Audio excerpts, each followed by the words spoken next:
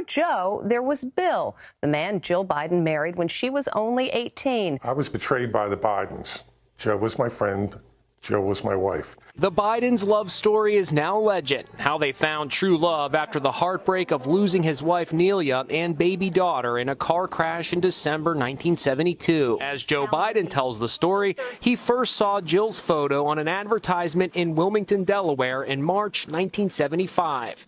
His brother Frank, who knew the model from college, set Joe up on a blind date the following night. Is that story true? No, not even a little bit. Bill Stevenson, the founder of a popular local rock music venue called the Stone Balloon, married Jill when she was just 18 years old. Says there's much more to the story, claiming Jill and Joe's relationship actually started in 1974 when he was still married to Jill. Jill I met on the beach in Ocean City, New Jersey in August of 1969. Sure, I fell in love with her because I married her 6 months later. According to Bill Stevenson, both he and Jill first got to know Joe Biden when Biden was a county councilman in Newcastle, Delaware. Stevenson asked his help obtaining a liquor license. So you were friends with Joe Biden? Oh, yeah.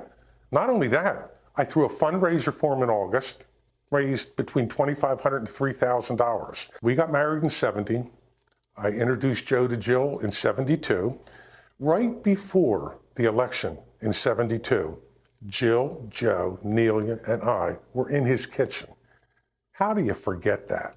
That would be 3 years before that now famous blind date. Stevenson says his first inkling something was up came when Jill refused to go with him to meet Bruce Springsteen, who was booked to appear at the Stone Balloon. He said, Joe asked me to keep an eye on the boys.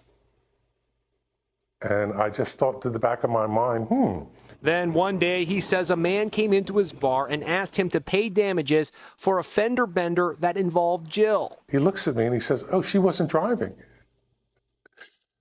I said, her beloved Corvette, she wasn't driving it? He goes, Senator Biden was driving it. And I went, what? Did you confront Jill at the time and say, what's going on here? Yes, I did. Did she admit to it? She didn't say anything. She just looked at me. I said, you got to go. You got to go get your own place. Jill and Stevenson's divorce decree was issued in May 1975. He says the divorce became contentious when Jill asked for a share of the Stone Balloon, which he says the judge denied.